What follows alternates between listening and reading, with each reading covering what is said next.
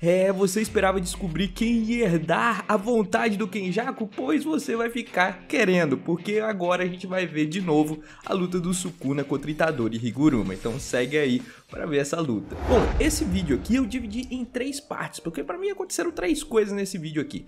A primeira é que teve a revelação, meio que de escanteio ali, o que aconteceu com alguns personagens secundários. A segunda foi a elaboração do plano e a terceira foi a execução do plano. Eu vou falar um de cada vez aqui. Bom, primeiramente, tá todo mundo ali numa sala de teatro discutindo o que eles vão fazer caso o Satoru Gojo perca, e o Kusakabe meio que revelou mais ou menos aquilo que a gente estava esperando do Yu Tokotsu. Ele fala que o Yu Tokotsu precisa derrotar o Kenjaku o mais rapidamente possível e voltar para a luta contra o Sukuna. Foi isso que a gente teorizou. Na realidade, a gente não sabe muito bem como funciona o poder do Yu Yui ainda. A gente só sabe que ele teleporta todo mundo. Só que como ele faz isso, a gente não sabe. A gente não sabe se ele precisa estar encostando na pessoa, se a pessoa tem que estar num raio onde ele consegue teleportar essa pessoa. E se for perguntar pra mim, eu acredito que o Yu Yui não consiga teleportar alguém que esteja tão longe assim dele de volta pro local, que é o caso do Yuta. Então aquela teoria de que o Yuta teria copiado o poder do Yu Yui e assim ele conseguiria voltar pra batalha contra o Sukuna, na minha opinião, o Kusakabe deu uma meia que reforçada nessa teoria aqui. Outro personagem secundário que teve um pouquinho mais de aprofundamento em uma frase só foi a Miwa. E cara, isso daqui parece um quebra-cabeça que o GG Akutami vai colocando as pecinhas lá e a gente tem que juntar. Já tinha mostrado no capítulo 134 que a Miwa ia postar tudo dela naquela última espadada, só que eu não tinha ligado que aquilo ali era um pacto. Agora foi revelado que de fato ela não pode mais nem mesmo segurar uma katana. Na minha opinião foi um ato assim de ódio que ela fez ali, mas também que mostra um pouco das consequências. Naquele ato imprudente dela, ela quase se mata, mata também os seus amigos. Então mesmo que não fosse um pacto aqui, talvez ela mesmo nunca segurasse uma katana de novo. E tudo isso em um movimento de raiva. E fora que ela não conseguiu causar nenhum arranhão no Kenjaku. A mesma coisa com o Noritoshi Kamo. A gente vê que os personagens mais fracos, eles não têm muita função agora. E o GG Akutami não tá tentando deixar esses personagens mais fracos simplesmente fortes do nada para que eles apareçam. Não, eles são fracos e continuam sendo fracos, então eles têm a sua importância, mas eles ainda são fracos. A mesma coisa aqui com o Noritoshi Kamo. Ele não vai ser de grande ajuda contra o Sukuna e ele quer passar o maior tempo possível com a sua família. Por isso que ele não tá com aquele grupinho. Se o Kenjaku for bem sucedido, ele vai morrer porque ele é um participante do jogo do abate. E fora disso também, a sua família toda vai morrer caso continue no Japão. Porque o plano do Kenjaku é transformar todo mundo em um monstrão. E a sua família não é de feiticeiros. Então eles não conseguiriam resistir a essa transformação. Por isso o Noritoshi Kamo quis sair do país o mais rapidamente possível e aproveitar o tempo que ele tem com a sua família. Esse é o plano do Noritoshi Kamo e por isso que ele não tá com a galerinha.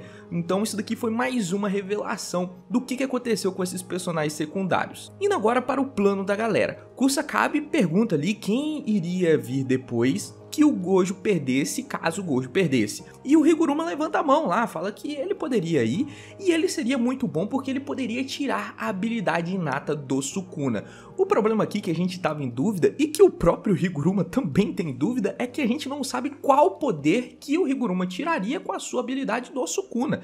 Isso porque o Sukuna hoje tem 2 habilidades inatas, a técnica das 10 sombras e a sua técnica de corte. Então se o Sukuna for condenado, ele não sabe qual das 2 o Sukuna vai perder e nem se ele vai perder as 2. O melhor dos mundos é que ele perca as 2 e no mínimo, na minha opinião aqui, ele tem que perder a técnica de cortes. Com essa técnica de cortes, o Sukuna consegue derrotar todo mundo, então na minha opinião, se eles não conseguirem tirar essa habilidade de cortes do Sukuna, aí ferrou de vez, cara. Eles têm que tirar esse poder do Sukuna de qualquer jeito. Por isso, o Higuruma diz aqui que era melhor ele também conseguir condenar à morte o Sukuna, o que faria com que o Higuruma ganhasse a sua espada do carrasco. Essa espada, ela consegue matar de vez o seu oponente com apenas um acerto.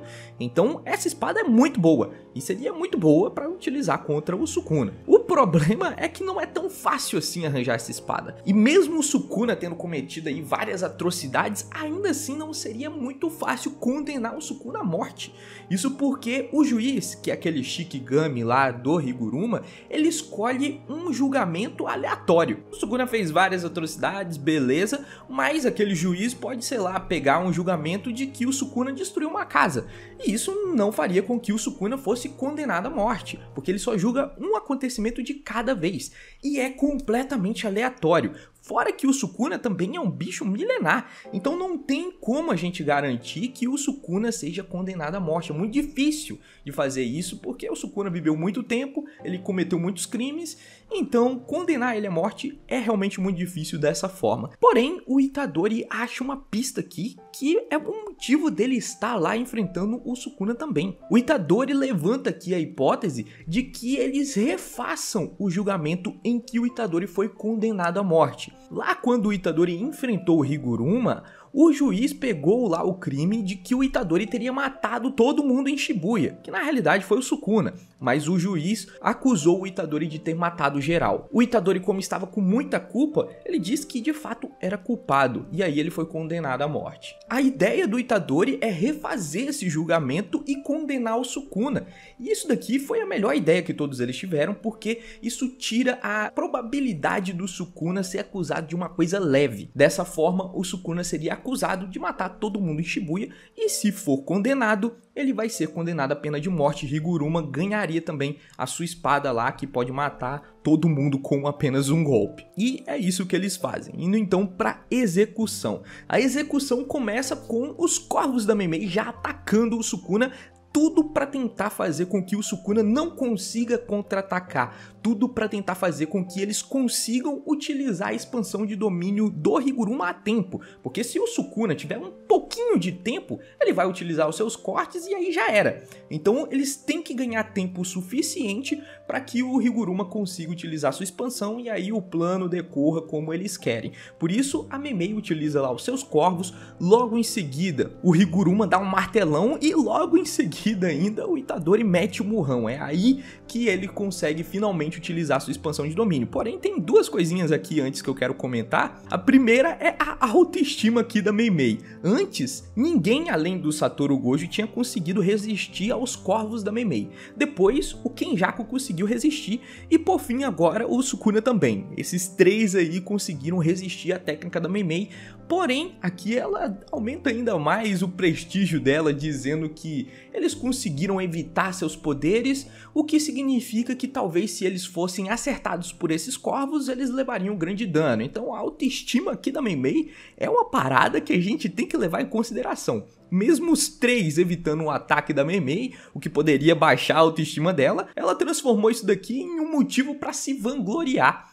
Na visão dela, se ela conseguisse acertar algum desses três, eles estariam ferrados. Enfim, outro ponto aqui que eu também quero destacar é o murrão do Itadori. Itadori deu um baita de um murrão, o Sukuna até se protegeu, mas só que ele tremeu aqui. O murro do Itadori tá mais potente do que o Sukuna esperava. Pode ser por causa dessa nova mão do Itadori, ou pode ser porque ele está com muito mais energia amaldiçoada, tendo aquela teoria de que ele tenha consumido os irmãos do Chozo e com isso ganho mais energia amaldiçoada. Então a gente não sabe o motivo do Sukuna ter ali tremido, dando a impressão de que o soco do Itadori realmente está muito potente, mas fica claro que alguma coisa de diferente o Itadori tá fazendo.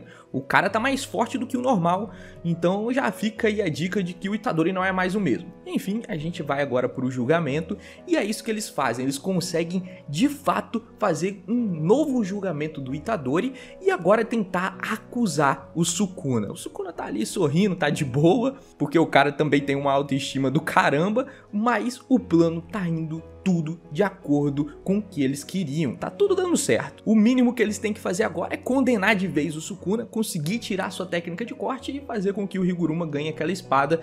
Na minha opinião, logicamente, eu acho que é de todo mundo, o Sukuna não vai ser morto por essa espada, talvez o Sukuna até mesmo consiga matar o próprio Higuruma antes que o Higuruma mate ele, mas por enquanto a galerinha finalmente tá conseguindo botar o plano em prática. Outra coisa que eu ouvi muita gente reclamando aqui é que o Sukuna Sukuna, ele poderia ter utilizado já os seus cortes, poderia simplesmente já ter matado todo mundo e que o GG Akutami meio que nerfou o Sukuna. E na minha opinião não foi nada disso. Contra o Hajime foi exatamente a mesma coisa. Ele lutou por um tempo contra o Hajime, pressionou o Hajime e quando teve um pouquinho de espaço, aí sim ele utilizou suas técnicas de corte. Então a ideia aqui foi justamente utilizar essa forma de lutar do Sukuna.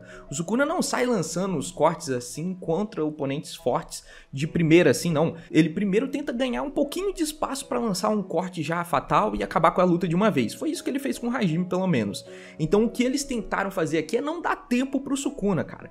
Eles atacaram o tempo inteiro. O Sukuna nem mesmo conseguiu balançar sua arma, que é o mínimo que ele precisa fazer para sair um raio do nada, só para você ter noção de quão rápido que eles estavam agindo. Então, na minha opinião, simplesmente eles foram muito efetivos e muito rápidos. Isso tudo aconteceu em um piscar de olhos e eles tentaram realmente não dar tempo do Sukuna utilizar suas técnicas mais fortes. Mas, é claro, isso tudo aqui é minha opinião. Se você não concorda, pode comentar aqui embaixo, não tem problema nenhum. Só seja respeitoso, viu? Não venha xingar os outros só porque tem opiniões diferentes, não. Conversem aqui entre vocês de forma amigável, beleza? No mais, eu agradeço vocês terem visto até agora. Eu vou ficando por aqui e a gente se vê no próximo conteúdo. Até mais!